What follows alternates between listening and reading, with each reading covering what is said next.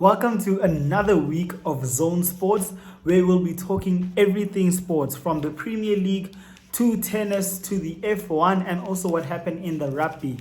It was a very exciting week, especially when it comes to soccer, but also because it's the end of the year, it's come to a close. A lot of things have closed as well. I think the only thing that has been really been operating has been soccer. So let me take you through soccer and what's been happening.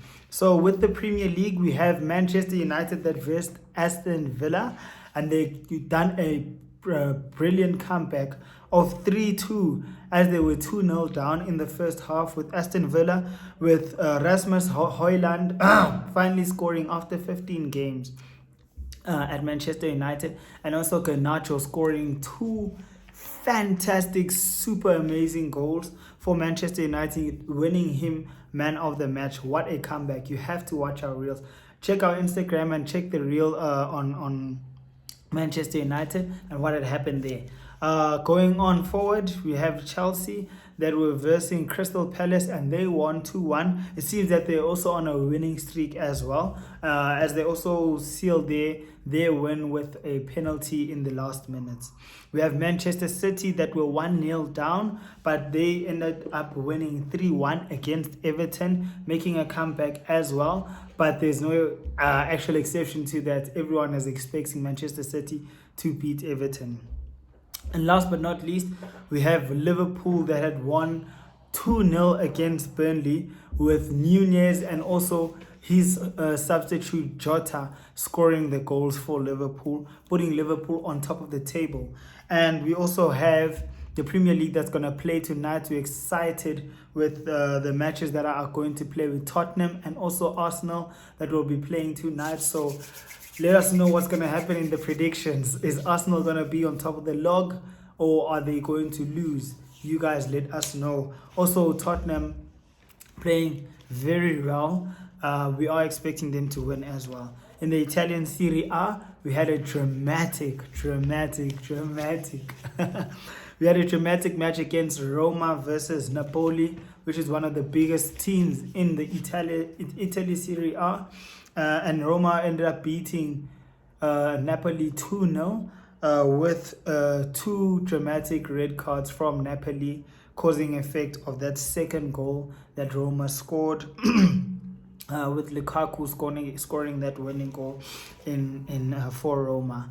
It seems that Roma is fighting to be on top, as they are in 6th place right now, and Napoli with that loss putting them in a position of number 7. We also have tennis that's coming up next year, as like I spoke about it last week. Nadal and Osaka are back, and they will be returning for the Australian Grand Slam that's going to be opening in January. That starts on the 14th of January.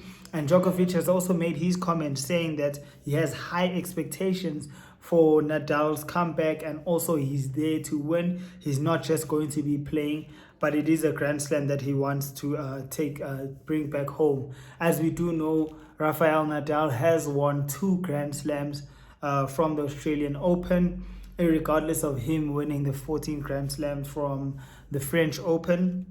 And Naomi Osaka as well, a brilliant tennis player that we know. As she took her 15 months break because of the pregnancy, she is back, and she will be in the qualifiers for the Australian Open, and she will want to retain her championship, as she won in the 2019 and the 2021 Australian Open, giving her also 2 Grand Slams from that specific Grand Slam.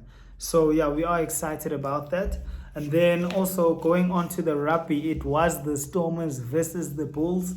What a resilient match.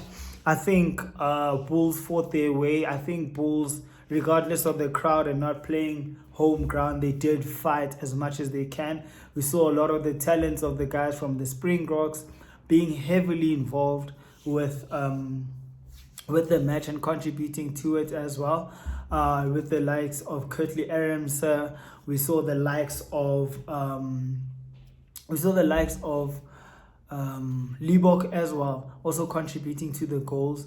But what we do know is that the Stormers yet again beat the Bulls, with unfortunately the Bulls losing to the Stormers. But it was an exciting match. Do check out the highlights of that and see what was happening in that rugby match. Going to the F1, Max Verstappen has had a fantastic year. What a brilliant year for him, as he had 19 wins out of 23